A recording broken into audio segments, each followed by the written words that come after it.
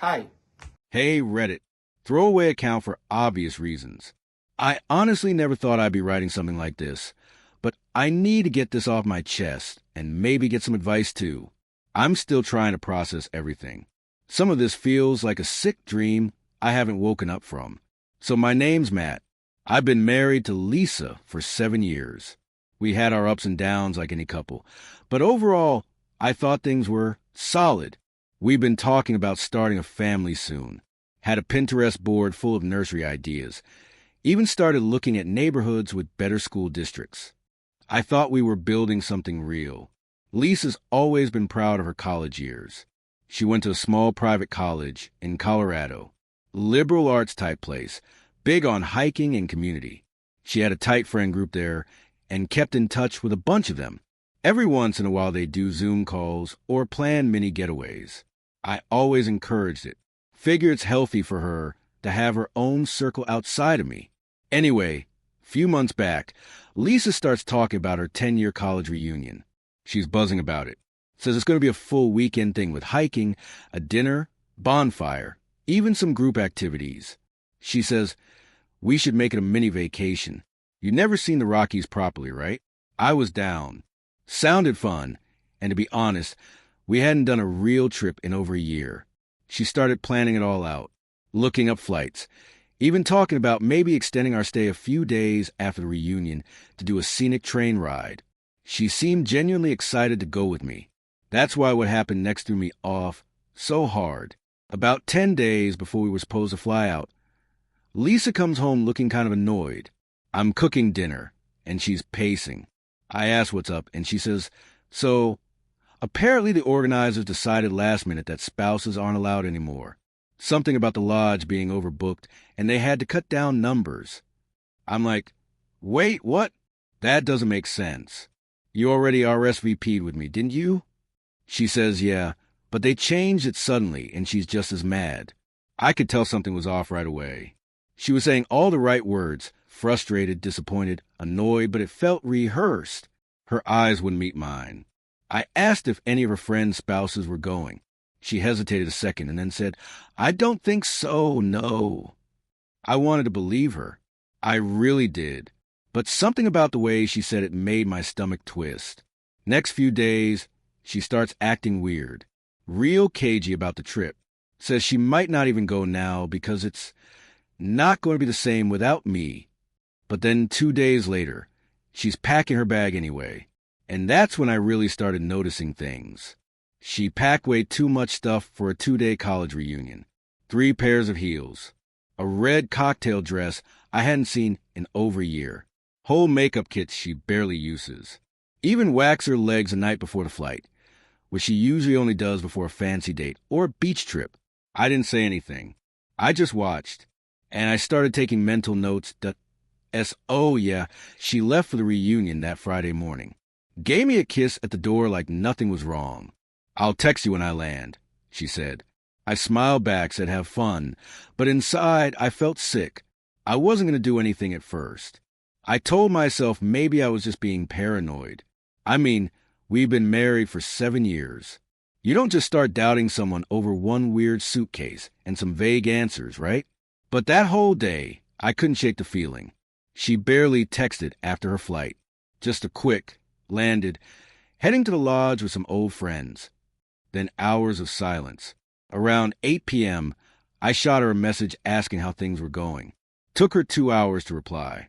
Just catching up with everyone. It's loud in here, lol. That was it. Next day, I get a text. Not from Lisa. From Mark. Now, if you don't remember that name, Mark's one of her college friends. He was at our wedding. We've talked at a few get-togethers over the years. Not super close, but we follow each other on Instagram. His message said, hey man, not sure what's going on, but Lisa's been with Tyler all day. Didn't she tell you he wasn't coming? Tyler, the ex, the college boyfriend she always called immature, who moved to Europe years ago. The one she swore was just a phase. The one I literally asked her about when she mentioned the reunion, and she said, nah, Tyler moved to London years ago. Doubt he'd fly out just for this. I just stared at the screen. I replied, trying to play it cool.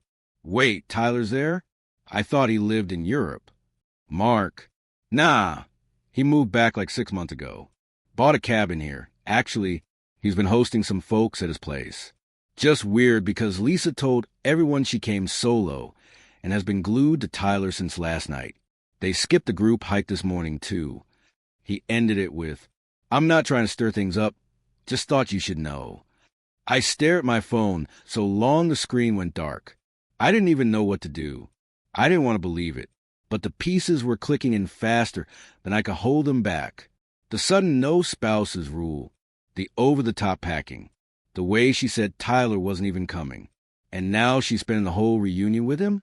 I asked Mark if he had a schedule or anything from a reunion.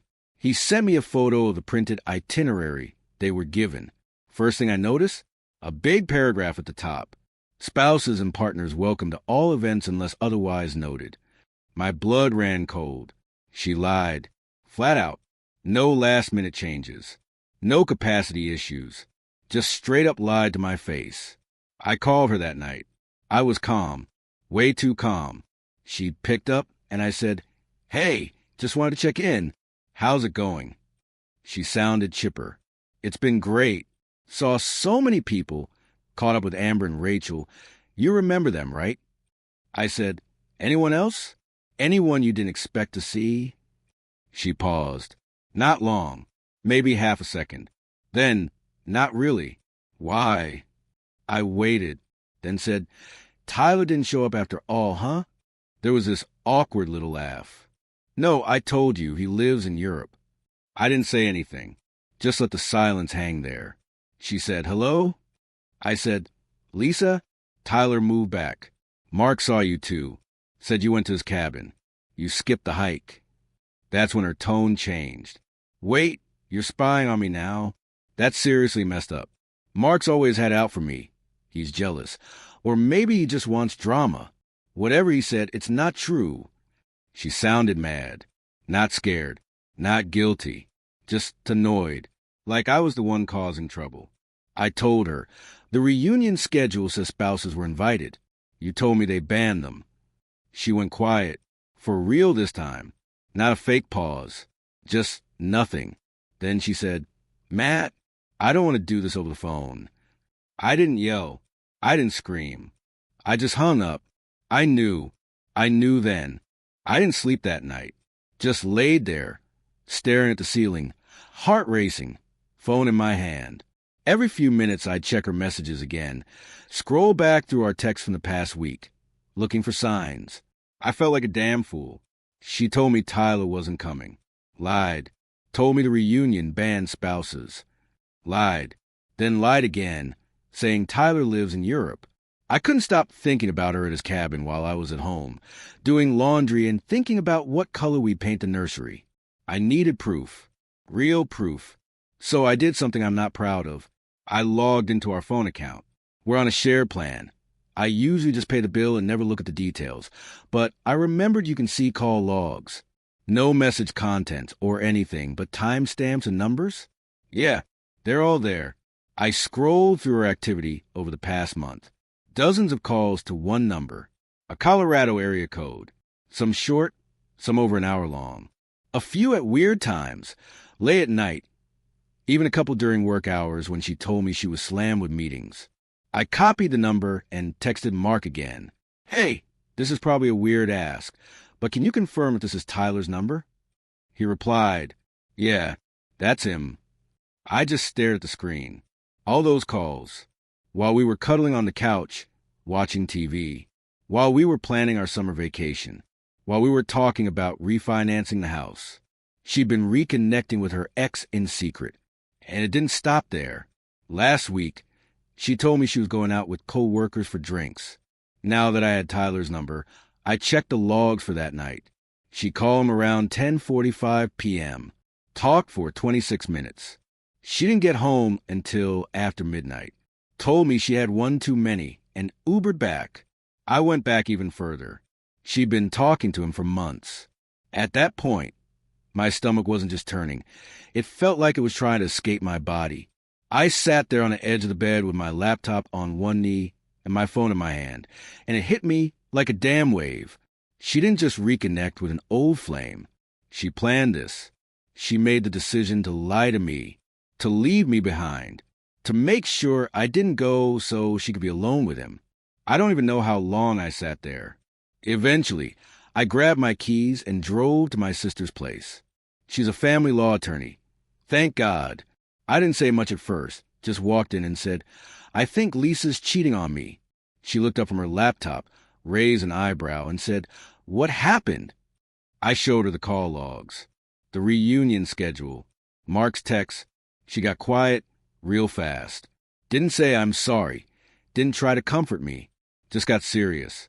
"You need to be smart about this, Matt. Let her come back. Don't confront her again until she's home. Keep everything. Take screenshots. Get everything in writing if you can." I nodded. I couldn't even speak. My hands were shaking. My sister went into full lawyer mode, pulling out a notepad and making a list of everything we'd need if this turned into something legal. I just kept thinking about Lisa and Tyler, probably in his cabin, drinking wine, laughing at old college stories while I sat on her sister's guest bed like a chump. She hadn't even messaged me that whole day. No good morning, no miss you, nothing. I finally texted her around 6 p.m. "Hope you're having a good time. Let me know when you're heading home tomorrow." She replied 4 hours later. "Hey, sorry. Super busy day. Just wrapped up a group dinner.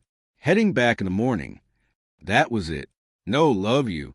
No nothing. My sister looked at the text and muttered, "She's gone." Emotionally, at least, that's the kind of message someone sends when they've already checked out. And I knew she was right. But I still had no idea just how deep the betrayal went. That came the next day. Lisa got home Sunday evening. She walked in like everything was normal. Same tired smile, same "I miss you" voice. Gave me a hug that felt like hugging a ghost. She smelled different. Not bad, just different. Perfume she doesn't usually wear. Maybe it was new. Maybe it wasn't. But I noticed. She dropped her bag by the door, kicked off her shoes, and went straight to the kitchen like it was just another weekend. I asked, "How was it?" She lit up, fake bright. "Oh, so good. So nostalgic. We did this big hike, bonfire, tons of catching up. I wish you could have come." I just nodded. "Yeah, me too. Did you see Tyler?" She didn't even flinch. "Nope. Didn't show." Lied. Again. Straight to my face. I said, "Huh. Mark said he was there." This time she froze. Only for a second, but it was there. Her hand stopped halfway to the fridge handle. She glanced at me, then forced a laugh. "Oh, he might have stopped by briefly. I didn't see him, though." Another lie. I let her keep going. She talked about group dinners, about how Amber got engaged, how Rachel brought her weird new boyfriend. The whole time, I was just staring at her, watching the way she wouldn't hold eye contact, the way she kept scratching at her ring finger, like the band was bothering her. Then I said real calm, "So, you've been talking to Tyler a lot lately?" She blinked. "What do you mean?" I pulled out my phone. I didn't even have to say anything. Just turned the screen around and showed her the call log, all the time she talked to him. Long calls, late night calls, middle of the day calls. She stared at it, dead silent, then looked at me like I'd just betrayed her. "You went through my call history?" That's when I lost it. I stood up and said, "You lied to me about the reunion. You lied about Tyler. You've been sneaking around for months. And you're mad at me for finding out?" She started crying. I swear, not even a minute into being caught, she started the waterworks. "It's not what you think. I didn't cheat, Matt. I swear. We just talked. He was going through a lot, and I felt bad for him. That's all." I asked her point blank, "Did you sleep with him?" She shook her head. "No, I would never." I said, "Then why'd you lie? Why tell me he wasn't coming? Why say he lives in Europe?" She couldn't answer, just kept saying, "I didn't want to start a fight. I didn't want you to worry. I didn't mean for it to go this far." That phrase again, "I didn't mean for it to go this far." I asked her one last time, "Did you go to his cabin?" She hesitated, then finally nodded, barely. "Just for a bit." It was just a few of us hanging out. Matt, it wasn't like that. I said, Mark saw you two go in, alone. Everyone else went on the hike. She didn't deny it, just whispered, I'm so sorry. That was it. I grabbed my keys and walked out the door. I didn't even know where I was going. I ended up back at my sister's place. Told her everything. She said, you need to decide right now, do you want to try and fix this, or do you want out? And I said, I don't know, but I know I can't look at her the same anymore. And that was the truth. I stayed at my sister's that night. Crashed on her pull-out couch, didn't sleep much. Every time I closed my eyes, I saw Lisa's face from earlier, crying, saying sorry, saying it wasn't like that. And all I could think was, you don't cry that hard unless you did something you can't take back. Next morning, I woke up to a text from Mark. Just a single message. Hey, this might be too much, but you need to see this. Then came the photo. It was Lisa, at the reunion, standing next to Tyler, his arm around her waist, her hand on his chest. Not a group shot, not a casual hug. Just the two of them, standing in front of the bonfire. Everyone else blurred in the background. She was laughing. He was looking at her like he already had her. I dropped the phone. Literally. Just stared at the screen on the floor. My chest felt tight, like someone had wrapped barbed wire around my ribs and started pulling. She looked happy, relaxed, like she belonged there, like she forgot I even existed. I sent the photo to myself, then sat there for a full hour before I drove back to the house. When I walked in, Lisa was at the kitchen table with coffee, scrolling on her phone. She looked up, surprised. Hey, you okay? I said nothing, just slid the phone across the table. Screen up, she looked at the picture. I watched the blood drain from her face. Then she whispered, who sent you this? Not, I'm sorry. Not, let me explain. Her first reaction was to figure out who outed her. That told me everything. I sat down across from her. Calm, cold. You've been lying to me for weeks, months, who knows how long. You told me Tyler wasn't coming. You said you didn't see him. You looked me in the eye and said he lives in Europe. And there you are, wrapped up in him like I don't exist. She put her face in her hands, started crying again, whispered, I messed up. I know I messed up. I didn't plan for this to happen. I cut her off. Don't say that. You planned every part of this. You lied so you could be alone with him. You made sure I wasn't there. That was a plan. She said, we didn't sleep together. I didn't believe her. Still don't. Then she said the part that really broke me. I don't even know why I did it. I felt like myself again with him. Like the old me before we got married. I just sat there. I didn't yell. Didn't cry. Didn't say a word. Because there it was. The truth. It wasn't just a fling. It wasn't a drunken mistake. It was what she wanted. She didn't just cheat on me. She abandoned me. I stood up, grabbed my keys. I'll send you the paperwork, I said. Then I walked out. And that's when the revenge part started to form in my head. Oh yeah. I said it. I'll send you the paperwork. And walked out. No yelling, no drama. I think that scared her more than anything. She expected me to break down, beg for the truth, plead with her to stay. Instead, I just left. I stayed quiet for a few days. Didn't respond to her texts. Didn't pick up when she called. She sent one message that stuck with me, though. Please don't give up on us. It was a mistake. A stupid mistake. I didn't mean to hurt you. Please, Matt. Thing is, she kept calling it a mistake. But you don't talk to an ex for months, sneak behind your husband's back, lie repeatedly, plan a trip without him, and then cozy up to that same ex in front of bonfire like you're already his again by accident. That's not a mistake. That's a choice. 100 choices stacked on top of each other. And I wasn't about to let her walk away from all that without facing consequences. So I started getting my stuff in order, quietly, methodically. First thing I did was talk to my sister again, my legal backup. We went over everything I had. The call logs, the reunion schedule with the spouse's welcome note, Mark's text, the photo, Lisa's own admissions. We made a plan. I'd start moving money into a separate account. Nothing illegal or shady, just my own income. We didn't have a prenup, but I made sure all my paychecks were rerouted. I also started scanning and saving copies of anything tied to me. Bank statements, insurance stuff, house deeds. And then I started playing nice. Texted her after 3 days of silence. I'm willing to talk, but I need time to process. Let's try to stay civil. She replied right away. Yes, of course. I'm so sorry. I just want to fix this. And that's what I needed her to think, that there was still hope, that I was softening, that maybe she could talk her way out of this. Because here's the thing. Lisa always thought she was the smarter one, always thought I was the safe guy, the easy guy, the dependable husband who would always come around no matter what. But she forgot one thing. You don't get to burn someone down and expect them to hold the umbrella for you. I started asking her innocent questions through text, like, what exactly happened that night you went to his cabin? And are you sure you didn't sleep with him? Just watching how her story shifted. At first, she stuck to the just talking version. Then it became we kissed, but I stopped it. Then it was, okay, we made out, but it didn't go further. I didn't even need to respond.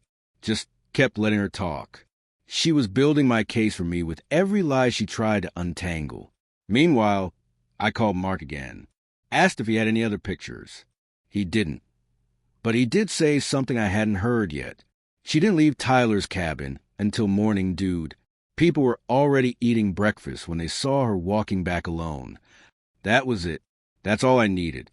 I was done gathering facts. Done being quiet. Now I just had to set the trap. All right, here's where things started turning. Where I stopped sitting in the pain and decided to flip the script. So after Lisa told me she only made out with Tyler, I didn't argue. I didn't ask follow-ups. I just hit her with, okay, I believe you. That silence on her end, it was loud, because she didn't expect that. She expected a fight, or a breakdown, or something. But all she got was calm. I was setting her up. The next weekend, I told her I was coming home to talk in person. She said she'd make dinner, and we could go through everything like adults. I agreed, but I had a plan. I made a few moves that week. Booked a consultation with a divorce attorney outside my sister's firm, just to keep it clean. Moved half of our joint savings to a new account in my name, legal in my state, just in case things blew up fast. Called a locksmith and scheduled a rekeying for Monday morning. Cleared my important stuff out of the house. Passport, laptop, work stuff, personal items I didn't want her touching. By the time I walked through that door Saturday night, I was in control. Lisa was dressed up a little. Hair done, candles lit, like she was trying to rewind the clock. She smiled at me like nothing happened, like I was just a tired husband coming home after a rough patch. Dinner was salmon and wine, my favorite. She sat across from me all sweet and gentle, asking how I was, if I was sleeping, if I still loved her. I just nodded, answered in short sentences. Didn't give her much. After we ate, she reached for my hand across the table. Matt, I want us to get through this. I've made horrible mistakes. I know that, but I still love you, and I know you love me too. I looked her right in the eye and said, you said it was just a kiss, right? She nodded, eyes wet again. Yes, just a kiss. I pulled out my phone, opened the photo, slid it to her. Then I opened the voice memo app and played what Mark said on our last call. Mark recorded. She came out of Tyler's cabin around 7:30. Alone. Same clothes as the night before. Lisa stared at the phone like it had turned into a bomb.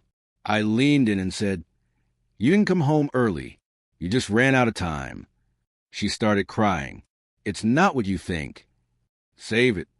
She tried to reach for me.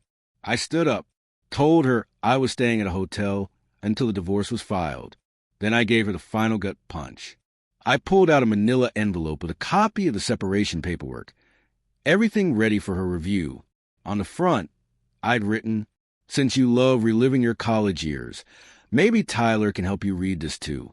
She was shaking, completely stunned. Tried to follow me as I left, but I closed the door behind me without a word.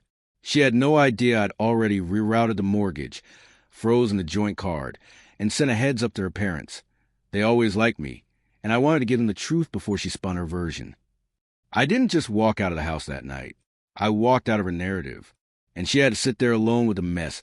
She made SO after I dropped the envelope and walked out. I stayed at a hotel for a couple nights. Honestly, I just needed silence.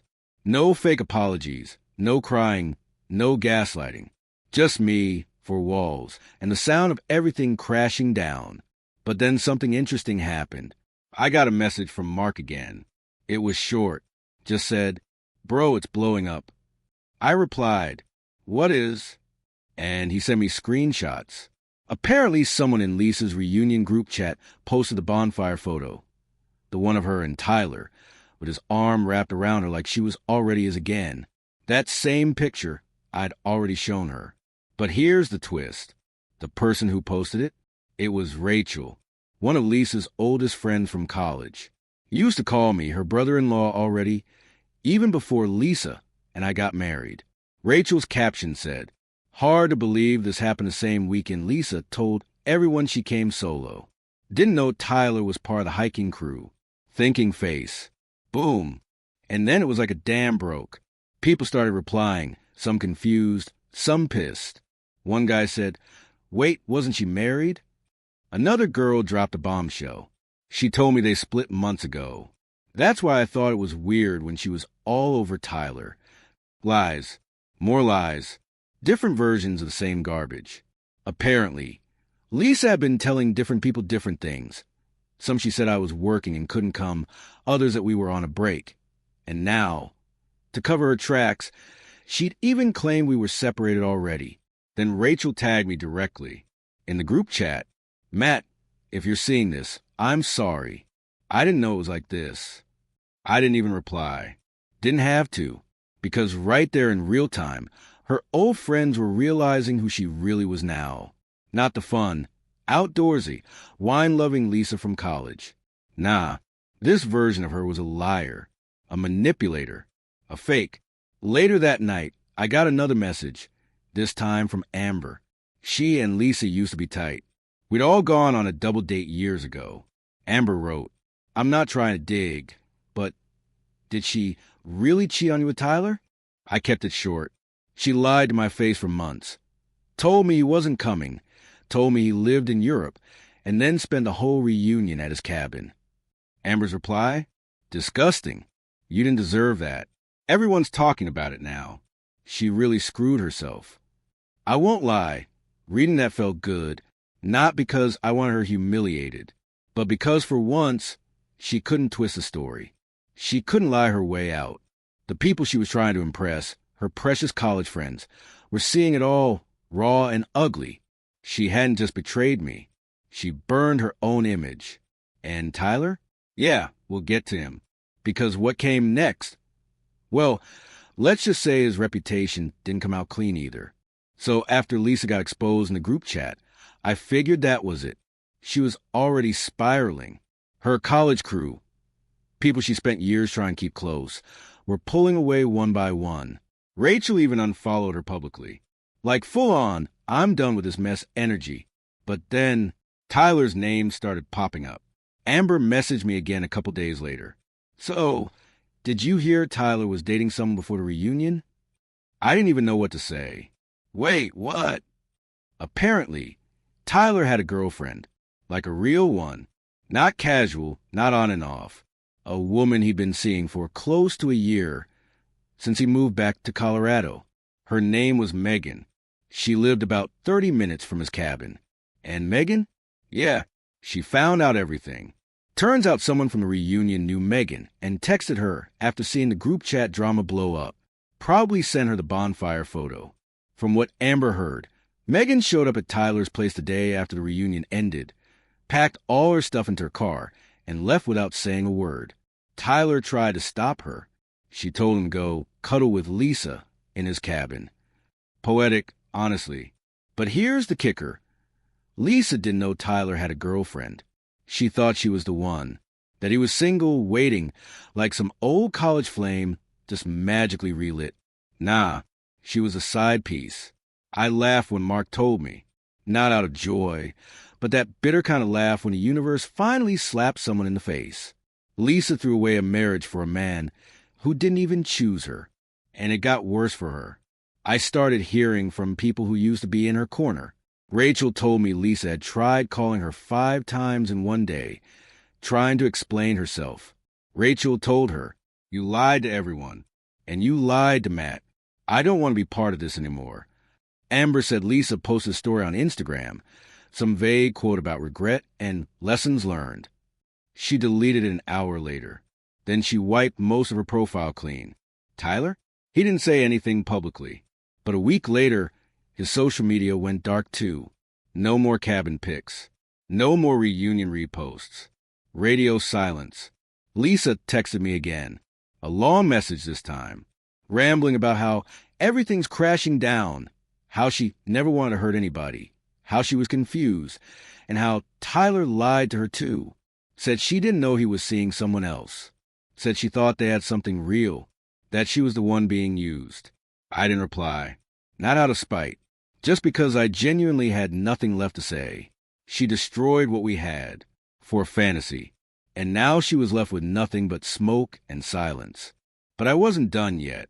Because while she was busy crying over Tyler and trying to piece together her fake image, I had one last thing planned as, oh yeah, by this point, Lisa's whole world was coming down piece by piece.